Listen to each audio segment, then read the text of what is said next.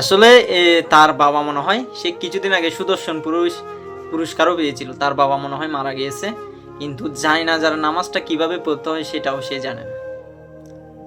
প্রিয় নুরুল ইসলাম, শহীদ নুরুল ইসলাম ফারুকী হুজুর বলে গিয়েছিল, আপনার সন্তান বড় আলেম হওয়া কোনো সত্য নয়, কিন্তু বড় বেয়াদব যেন না হয়, কোরআন যেন পড়তে জানে, মা বাবার কবর যেন জিয়ারত করাইতে জানে। এরকম কিছু কথা বলে গিয়েছিল প্রিয় নুরুল ইসলাম, শহীদ নুরুল ইসলাম ফারুকী হুজুর।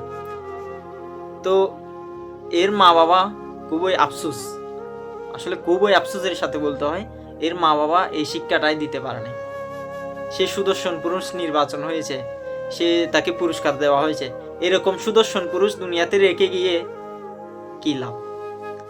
যেই সন্তান জায়নাজার নামাজটা কিভাবে পড়তে হয় সেটাই জানে না।